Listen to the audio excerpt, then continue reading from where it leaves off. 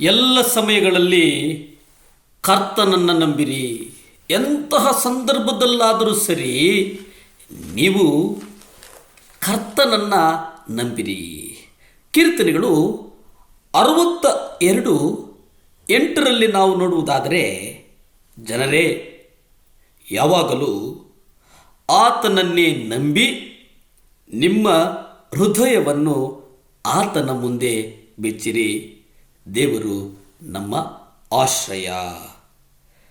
ಇಲ್ಲಿ ನಾವು ನೋಡುವುದಾದರೆ, ಜನರೇ ಯಾವಾಗಲೂ ಎಲ್ಲ ಸಮಯದಲ್ಲೂ, ಅನುಕೂಲ ಇದ್ದಂಥ ಸಮಯದಲ್ಲೂ ಸರಿ, ಅನುಕೂಲ ಇಲ್ಲದೇ ಇರುವಂಥ ಸಮಯದಲ್ಲಾದರೂ ಸರಿ, ನೀವು ಆತನನ್ನು ನಂಬಿ.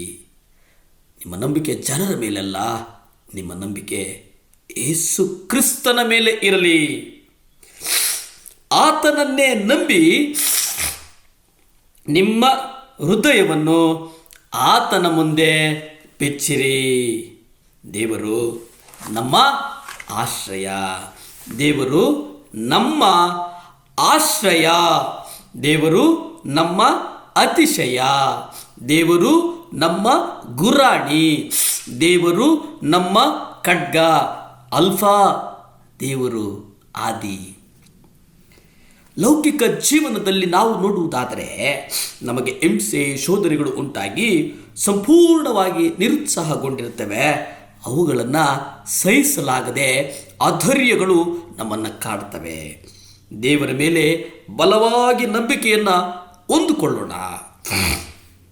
ದೇವರ ಮೇಲೆ ಬಲವಾದಂಥ ಒಂದು ನಂಬಿಕೆ ಇರೋದಾದರೆ ನಮ್ಮ ಸಮಸ್ಯೆಗಳಿಗೆ ಉತ್ತರಗಳು ಉಂಟು. ನಾವು ನೆನೆಸ್ತೇವೆ, ನಮ್ಮ ಸಮಸ್ಯೆಗಳಿಗೆ ಕೊನೆಯೇ ಇಲ್ಲವೇ ಎಂಬುದಾಗಿ. ಆದರೆ ನೀವು ಯಾವಾಗ ದೇವರ ಮೇಲೆ ನಂಬಿಕೆ ಇಡ್ತೀರೋ ಆಗ ಎಲ್ಲ ಸಮಸ್ಯೆಗಳು ಕುಗ್ಗಿ ಹೋಗ್ತವೆ ಅನ್ನುವಂಥದ್ದನ್ನು ನಾವು ಮರಿಬಾರದು ಪ್ರಿಯರೇ. ನೋಡಿ, ಪ್ರಸಂಗಿ 3:11 ನಾವು ನೋಡುವುದಾದರೆ, ಇಲ್ಲಿ ನಾವು ನೋಡ್ತೇವೆ, ನಿಮ್ಮ ಗುರಾಣಿಯಾಗಿರುವ ಕರ್ತನನ್ನು ಪೂರ್ಣ ಹೃದಯದಿಂದ ನಂಬಿ. ನೀವೇನು ಮಾಡಬೇಕು? ಆತನನ್ನು ಸಂಪೂರ್ಣ ಹೃದಯದಿಂದ ನೀವು ನಂಬಬೇಕು. ನಂಬುವುದರ ಜೊತೆಗೆ ಆತನ ಸನ್ನಿಧಿಗೆ ಬಂದು ನಿಮ್ಮ ಚಿಂತೆ ಭಾರಗಳನ್ನು, ನಿಮ್ಮ ಚಿಂತೆಗಳೇನಿದೆ, ಭಾರಗಳನ್ನೇನಿದೆ, ಅದನ್ನು ನೀವು ಆತನ ಬಳಿಗೆ ಬನ್ನಿ, ಆತನ ಮೇಲೆ ಹಾಕಿ.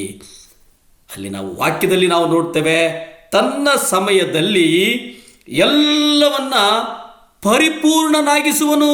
ದೇವರು ನಮ್ಮ ಎಲ್ಲ ಚಿಂತೆಗಳನ್ನು, ನಮ್ಮ ಭಾರಗಳನ್ನು ಪರಿಪೂರ್ಣಗೊಳಿಸುವನು ಅಂತಂದರೆ ಅದಕ್ಕೆ ತಕ್ಕ ಪ್ರತಿಫಲವನ್ನು ಕೊಡುವರು ಎಂಬುದನ್ನು ನಾವು ಯಾವುದೇ ಕಾರಣಕ್ಕೂ ಮರೆಯಬಾರದು ಪ್ರಿಯರೇ. ಅನೇಕ ಸಂದರ್ಭಗಳಲ್ಲಿ ನೆನೆಸ್ತೇವೆ, ನಮ್ಮ ಪ್ರಾರ್ಥನೆಗಳು ದೇವರು ಕೇಳುತ್ತಿಲ್ಲ, ನಮ್ಮ ಪ್ರಾರ್ಥನೆಗಳನ್ನು ದೇವರು ಆಲಸ್ಯ ಮಾಡಿದ್ದಾರೆ, ನಮ್ಮ ಪ್ರಾರ್ಥನೆಗಳಿಗೆ ಉತ್ತರ ಬರ್ತಾ ಇಲ್ಲ ಅಂತ ಅನಿಸ್ತೇವೆ.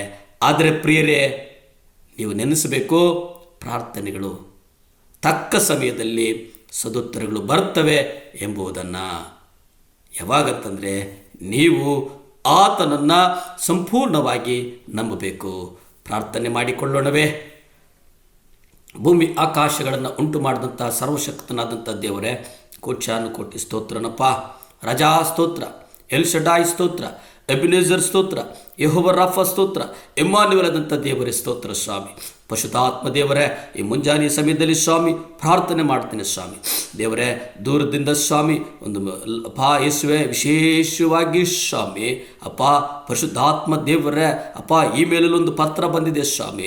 ಪರಿಶುದ್ಧಾತ್ಮ ದೇವರೇ, ಮಗನ ಸ್ವಾಮಿ, ಮಗ ದೇವರೇ ಪರೀಕ್ಷೆಗೆ ಸಿದ್ಧವಾಗ್ತಾ ಇದ್ದಾನೆ, ಅವನಿಗಾಗಿ ಪ್ರಾರ್ಥಿಸಿರಿ ಎಂಬುದಾಗಿ. ದೇವಾ, ಯಾರ್ಯಾರು ಮಕ್ಕಳು ಪರೀಕ್ಷೆಗಳಿಗೆ ಸಿದ್ಧವಾಗ್ತಾ ಇದ್ದಾರೋ ಅವ್ರಿಗಾಗಿ ಪ್ರಾರ್ಥಿಸ್ತೇನೆ ಸ್ವಾಮಿ. ಒಂದು ಉಜ್ಜೀವನ ಕೊಡು ಸ್ವಾಮಿ, ಅವರ ಹೃದಯಗಳಲ್ಲಿ ಒಂದು ಬಲವಾದಂಥ ಒಂದು ಬದಲಾವಣೆ ಕೊಡು, ಅವರ ನೆನಪಿಗೆ ಶಕ್ತಿಯನ್ನು ಹೆಚ್ಚಿಸು ಸ್ವಾಮಿ.